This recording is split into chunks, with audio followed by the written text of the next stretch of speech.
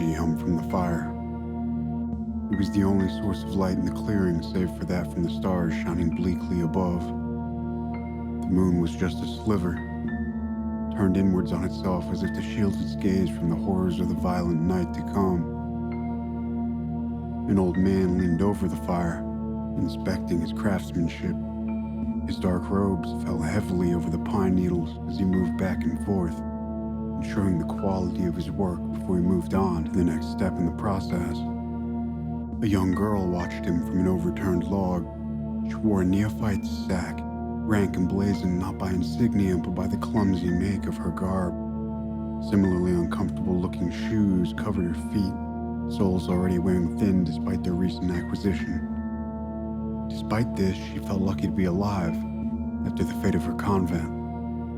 The old man was using her for certain, but she'd grown fond of him in the time since he plucked her from the ruin.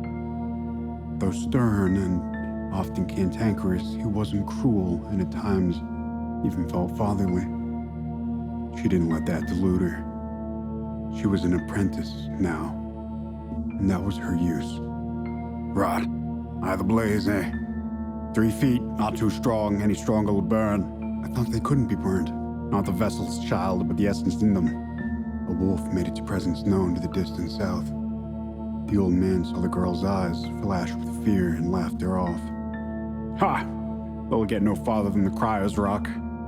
Those walls will hold. Relinquish your fear, girl, you saw your home. Death is a blessing in these parts. They'd spent 3 weeks in these woods. Their vastness eclipsed anything the girl, Rot now, had seen before. Complex ecosystems giving birth to new worlds inside their tangled roots. The old man jumped back a step as he dusted the fire with a fine powder he'd ground from the bones they'd collected on their journey. It turned and seemed to swell inside of itself, shrinking as it rose into a slender woman's form. Are they here now? Caution, girl. Be still. Hand me the chalice. The chalice was anything but. A poor metal cup they'd taken from the convent. Rust flaked its shine and it was stained with years of use. The sister who'd owned it previously had clearly been fond of a wine, but it wasn't wine that filled it now. Rot brushed her oily hair back from her face as she gave it over, fighting her trembling hands as he took it from her. Good. Good. The man paused, looking at her before he turned to the fire. She felt as if he might say something, but he didn't say it. The form flickered impatiently behind him, shifting in such a way that made it seem like it was putting its hand on his hip. The old man turned to meet it. This offering unto you. He thrust the contents of the cup into the flames, and as the black spray met them, it crackled dangerously, sizzling droplets being flung as the fire lashed out against its touch, singeing the ground and setting more than one needle smoldering as the man cried out from the sting of an errant drop. Bastard! It's my right and I demand it! The woman's form spiraled into a circular pillar, which swirled angrily, first outwards, threateningly, but then in, all the way into itself until it was a dense sphere wrapped around the very center of the pyre, the frequency of its roar morphing into a hissing scream before it ceased abruptly and was extinguished. The clearing was thrust head-on into the dark, Rot barely able to see the ground in front of her as she heard the old man pawing at the ashes. Ha! Old bitch thought she had me, but no. No, this was the plan far too long was this to be done, and now it has, and so it is. Damn it, girl, don't you see? We did it. We've done it. Do you know what this is? With a flourish, he brought light back to the clearing, and Rot was met by him standing in front of her, cradling his shining prize. A witching stone? That's right, a witching stone. First one in 100 years. Beneath them, the dead stirred. Rot gazed into the stone, which shined blue with a pristine glow that was purer than the stars above. It dyed the old man's robes and streaked the forest floor with shades that made clear the movings of the earth. She could make out root systems and burrows all laid out in hues of yellow and green. What has been done cannot be undone. We'll have little time now. We can make it to the coven by day's end tomorrow. There will be no leeway. You remember your training. Aye? Well, let's hope you have no cause to use it. Was it a dryad? No, girl, dryads are for the trees. This was something different. Something we've forgotten the name for. She was ornery, but I won. Now move, quickly. We must pack. The wolf cried again. Closer this time. Closer than it should have been. The old man knew what she was thinking. It couldn't have broken. Not so soon. But his face flashed uneasily. Then a great ache bellowed from the woods around them, as if the massive trees were groaning under the burden of their own weight.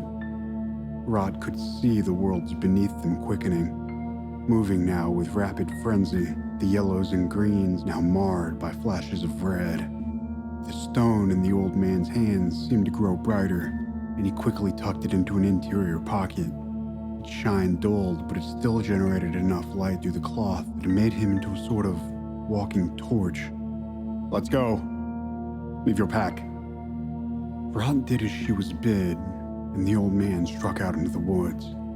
She rushed to catch him. They walked quickly, and she struggled to keep up, ephemeral residue from the stone's glow tracing the man's path, so even when she fell behind, she could still make her way through the dense trees. They were so tightly packed she had to squeeze her stomach in to fit through some of them. And still the forest groaned, sounding out at uneven intervals, each time fraying her nerves further.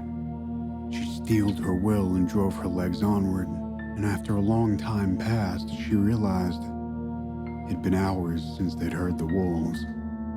And then the trees began to whisper, spreading codes to themselves that only they could interpret. Unusual sequences of rustles and snaps. Pay it no mind, girl. It's not us they fear. But that she couldn't. Every step on all sides beset by the desperate chorus.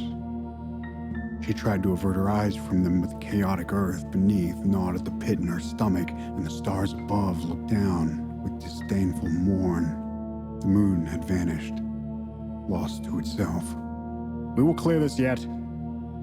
The old man called out again, but she sensed it was not for her that he said it this time. Besides, she had little to lose now, but she'd be damned if she lost it here.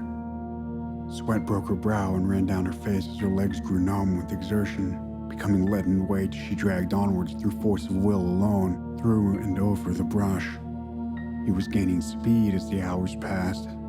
How could he keep such a pace? She didn't ask. The old man had many secrets, precious few of which he'd shared. Then came the faces. The first one she hardly recognized. It appeared to her through the trees, its ghostly silhouette barely distinguishable in the dark. She squinted, doubting herself at first, but then recognizing it for what it really was. It was her sermons instructor, the Sister Wendy, who taught with a kind face and forgiving hand that many of the sisters lacked. She never grew wroth when a prayer was missed, only ever gently redirected. Usually so warm, her face now lacked its color, replaced by mottled gray, with eyes like dark pits that glowed with the absence of light. And after her came more. Eldie the cook, and Byrd head guardsman, woefully inadequate as he'd been in the end. And more, Sarah the songstress, Wilhelm the vase, and the young boy that had been named as his successor. She didn't know his name. But more, Ella, her bunkmate, and Brooke, her tutor, Master Bellamy, and Overseer Call. And as more appeared all surrounding her, all expressionless, she found herself unable to recognize many by name, only by faces. Faces she'd once seen, or heard, or knew, whether she could remember where or not. Humor them not, they are not your friends. And right he was, but so wrong. They were the only things like friends she'd ever known. She looked down to the earth, heart thumping against her ribs as she could see its furious churning, which mirrored the churning in her guts as she fought fear's touch with all her might. Fear is what they wanted. Her stamina faltered, the old man growing distant and the light from the stone receding with him into the forest. As the dark swallowed her, the faces grew bolder, and withered limbs began to grasp through the tight gaps in the trees. Not here. Her inner self cried to life as she lit a flame in her hand. It was a paltry one, but enough to make the arms recoil as she fought to gain ground. She pushed herself around a mighty trunk and was stymied by a corpse in front of her. The snarling grimace of the Pennant sister, a once portly woman by the name of Vellum. Rot cried out as it reached for her. Not here. She extended her free hand and channeled the fury beneath her feet.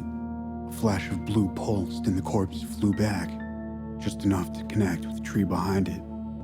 It crumpled to the ground as she clambered past, but that was just one, and there were so many. She repelled another and another, meeting the empty eyes of more than one former classmate as she sent corpse after corpse hurtling to the ground. Her legs felt like boulders chained to her body, and her lungs burned as she struggled for air. Her mind was steel bludgeoning against rock with every cast, and her vision blurred as she stumbled over a root, fatigue finally eroding her spirit. As her ferocity started to dissolve, she batted another arm away and was left only with a burning self-loathing. All that, to die now. A corpse broke her guard, and its gnarled, rotted hand curled around her hair, pulling her into it. Another grabbed her shoulder and pulled her by the cheap fabric covering it. She fell to a knee and summoned the last of her will as bare, decaying feet filled her vision. Thank you. The message was sent, and death embraced her. Damn you, girl! The shout filled her mind and imbued her with new life. But it filled the air, too, as light from the stone swarmed through the trees. It met the dead, and they faltered around her. The old man appeared. As he drove them back, his foul magics filling the air with their stench as he fought them. They burst and disintegrated before him, putrefying remains spraying dirt and tree and face and cloth as he grabbed her by the scruff and hauled her to her feet. Come, now! A second wind filled her lungs and she ran, body battered and bruised by the thorns and the branches they barreled through as the dead gave chase. Bright flashes of light crushed once stout branches to mulch as he cleared their path, and her face was cut deeply more than once by flying shards. Not far now. It's not far. The ground rumbled with the thud of the blistering dead as they gave chase, and the earth's hue shifted darkly beneath them. Greens and yellows now angry black as the rot sank to the very essence of the earth where they tread. Rot, come on! Rot. That was her name, now. It was where he'd found her. In the rot, he'd said. What manner of thing could yet live there? The gaps between the trees widened in front of her, and suddenly in the distance she could see a light that wasn't from the stone. Relief flooded her being, but it was short-lived as she turned to face the horde, and felt only fear. She fought again, sending 1, 2, 5 shattered husks back to bitter lifelessness as her empty lungs cried with agony, but no sound could escape her lips as her muscles began to snap, breaking under the tension of her forced movements. The old man battled in front of her, deftly dispatching wave after wave as more took their place. The trees screamed around them, the dead screeched behind them, and the stone hummed eerily, intensifying as the ground started to fracture and then break. She tripped as the quake shot a ridge up in front of her, and a tree fell beside her, disappearing into the open maw that had once made home. The dead eyes surrounded her, and they too fell as she launched between the patches of unbroken earth that she could make out in the chaos. But the splintering was more rapid now, and there was nowhere left to step. She screamed as her footing crumbled. Not here. She summoned the trees to nudge her as they fell, and their great force threw her the remaining distance, soaring to the man's side as they escaped the wood, the dead falling behind them, and then swallowed by the ruptured earth. She hit the ground hard and tried to roll, but failed, bouncing off her shoulder, which was instantly maimed as she sprawled forwards. The old man fell to his knees in front of her, gasping raggedly, face and robes bloody. She knew she must look the same. She lay flat on her back, panting heavily, oxygen soothing her searing lungs and rest soothing her ruined muscles, but doing little for the pain. The old man looked at her with eyes she'd never seen before. She could see the fear in them. It betrayed him. "Stupid girl. So stupid." "No, that was the stone." The words came out like gravel, and her chest burned as she croaked them. "You know my power, girl. I could do no such thing." They turned their eyes to the horizon. Smoke rose in the distance beyond a stretch of flatlands. As she walked from the edge of the wood, nursing her injured shoulder, she turned one last time to face it.